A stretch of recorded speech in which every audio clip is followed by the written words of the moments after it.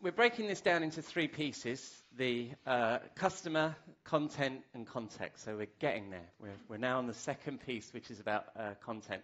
And what you'd have seen there from Peter is that we're going to create these spreadsheets that are going to show all of our different personas, what all our different personas are trying to do, when they're trying to do it, what device they're trying to do it on. And we need to fill in all those boxes as content marketers. What are we going to present to them at that time? So we have to cope with this content explosion, and anybody who's in B2B and thinks it isn't relevant to them, well, take a look at this. Forrester says that B2B buyers don't like talking to our salespeople. There's lots of research about when people actually make a buying decision. It's often before they speak to you. They already know they want to buy something, and speaking to you is inconvenient. So the demand is from the consumer, B2B or B2C. As Peter has pointed out, we're going to end up with these spreadsheets. We need to be in the moment. As we discussed earlier, being ultra-relevant requires a lot of content, but it's not just different content items. As Peter has just shown us, we need different content items that are optimized for channel. We need multiple forms, personas, actions, language, etc. And it needs to be well understood, and this is the piece I'm going to focus on. So we as marketers focus a lot of our time on understanding the consumer, but we can do nothing with that insight unless we understand our content. We have this canon of content that we can pull upon, and we really understand how that relationship between those personas and our content counts, right? You see a lot of times where people try and drive personalization, they build these hard and fast, very simple rules. It'd be better if the content kind of knew its context, knew where it's at. So I'm going to tell a little story about a mug. It's a ridiculous story on purpose, but fairly simple, and maybe more people will walk out. But let's see how it goes. So this is a mug featuring Gianfranco Zola, who's a quick question. Who knows that football player? I will explain. That's all right. Two's a good start for a German audience. So, and I'll tell you about Gianfranco Zola in a second. It is relevant to my story. Here's another character. That's me. Here's another character. This is a waiter that I met when we did our sales kickoff a few months ago, and he was chatting to me. And he was chatting to me because Chelsea and Liverpool were playing each other, right? We lost. But there was a lot of banter between us. We had this thing going on. And then the third character in my little story is this young Chelsea fan. Now, if we're going to build content around this mug, you know, like you do, because how many people sell mugs here? All right, none. So you're building a story around this mug. It's got to be relevant or not relevant to these people. So let's take a look at this mug. There's me, the Chelsea fan, there's a little Chelsea fan, and then there's a Liverpool fan. We've all got something in common. We've got football in common, which is splendid, right? Me and him had this conversation about football. We're clearly brothers in some way. We're in the same tribe, right? We talk about football. We talk about Premier League football. He knows who Chelsea is. He knows, he might even know who Gianfranco Zola is, unlike all of you. But if we were to try and push this mug onto him, he would hate it. He wouldn't just say, oh, this isn't for me, click away. He'll go, this I hate. And we don't want that from our content. So we need to understand about our content that there are tribes. And I'm being simplistic to talk about football clubs. I come from England. We're obsessed with football. I'm in Hamburg. I thought you were obsessed with football, so that's why I went with it. But there you go. There's a content experience that will drive that person away. It's not just wrong. It's very wrong. So we've got another little subset. So we'll tag this up as being Chelsea. Now we've got our little club. We've got our Chelsea club. Now these people are sure to love our mug. Now, the problem with Gianfranco Zola is this little fella has no idea who he is, sadly. He's a Chelsea legend, and he has no education, clearly. But he's going to be more interested in the current players of today, Hazard and those guys. So if we sell to him, he's not going to hate it, but it's not going to be relevant. Nobody's going to buy their child a Chelsea mug with Zola on it because it's not relevant to that child. He's not going to treasure that. He's going to want the Hazard mug.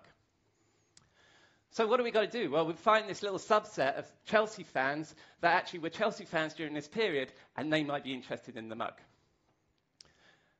So what do we do with our mug, with our piece of content? Well, we know it's Gianfranco Zola, we know it's football, we know it's 1997, it's 2003. That's good enough, right? And we can create some rules about that. But what if the content itself and we manage the relationships with the content? This is called semantic database. So a semantic database will understand its relationship to other pieces of content. So, for example, it will know, and this is a harder one to match, is don't do this. This is worse than irrelevant for these people. Chelsea and Liverpool hate each other. Don't do that. On the other hand, here's a story about Gianfranco Zola. It's a story about Gianfranco Zola when he was the Birmingham City manager. Now I'm talking about things you've got no idea about. Gianfranco Zola, Chelsea, and Birmingham City. But Birmingham City is a smaller club. They're a division below Chelsea. They're not really a competitor to Chelsea. Do I hate Birmingham City? No, I don't. But and then I have to balance. Will I read that story because it's about Birmingham City? Yes, I will, because my love of Zola is more than my hate for Birmingham City.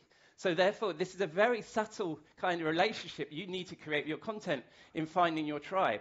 Now, we instinctively know that. I say we, I mean me is the only person who really knows this. But, we instinctively know this. When we look at images, we know he won't make that. But we need to get our machines to know. We need to use artificial intelligence, semantic networking to really get these very complex rules in place. Now, imagine trying to create a set of rules that this is going to work for this one mug. Right? We've got loads of mugs in our store. We need to create these rules for each of them. It's far better we can automate this stuff.